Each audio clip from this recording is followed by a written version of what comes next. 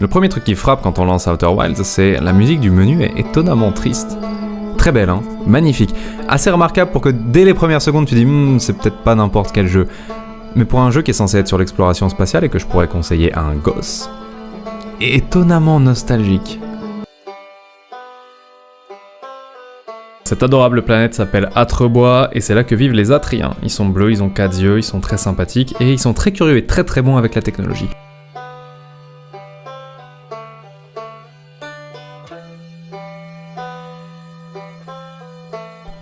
Cette fois on va faire un truc facile, une planète grosse avec la taille pour se poser, pas très loin si possible, on va aller sur Gravité.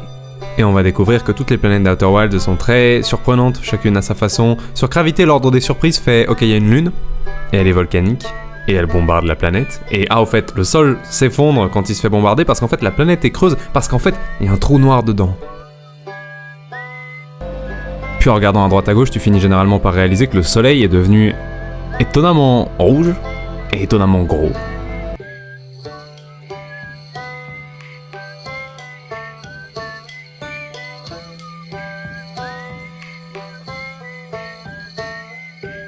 Il y a un mouvement naturel de sablier où le sable fait des allers-retours entre sablière rouge et sablière noire. Le truc c'est qu'au début de notre boucle, il est entièrement sur sablière noire et d'ici à la fin de la boucle, il sera passé sur la rouge. On le verra jamais faire le sens inverse.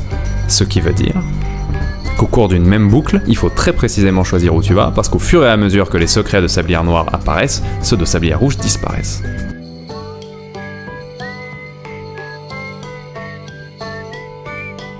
Je me suis souvenu de quelqu'un dans le village qui m'avait dit il y a 2 endroits où personne n'a jamais atterri. C'est Sombron, la planète la plus éloignée du système solaire, et c'est l'Intrus, qui a un astéroïde qui se balade. Et j'ai fait personne n'est jamais allé sur l'Intrus.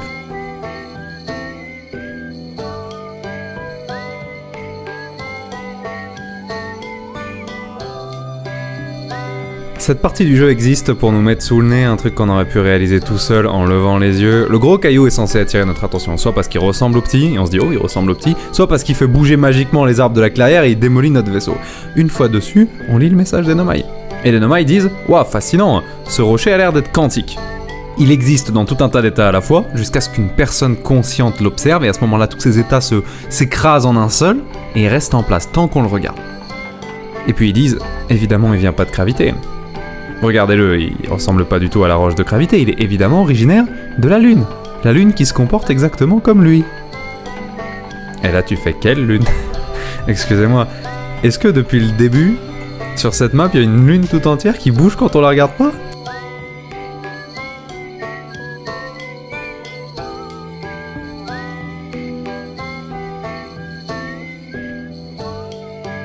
Vous avez probablement envie de voir une autre planète que Gravité, non? Ça tombe bien. Il y avait tous les éléments de la culture Nomai dans la cité suspendue, sauf le plus important, la statue magique. Je ne l'ai vue nulle part.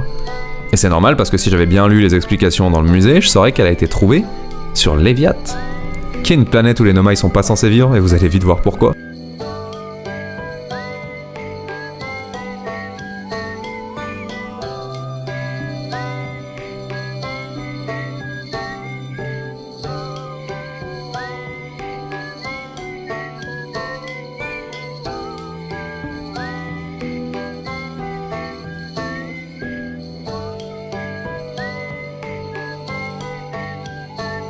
La planète la plus éloignée du système s'appelle Sombron. C'était une planète gelée avant, puisqu'elle est loin du soleil, c'est logique, et un jour une plante a commencé à grandir à l'intérieur et est devenue tellement énorme qu'elle a fait exploser la planète. Et elle est devenue ce qu'on appelle Sombron aujourd'hui.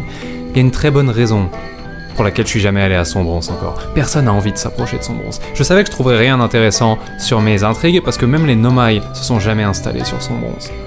Et il y a une excellente raison pour ça d'ailleurs. Toutes les expéditions sur Outer Wilds vous feront cet effet, vous reviendrez toujours à la case départ en n'ayant trouvé rien de ce que vous cherchiez à la base et en ayant 50 questions de plus, jusqu'à ce que peut-être éventuellement à la fin vous rassembliez toutes les pièces du puzzle.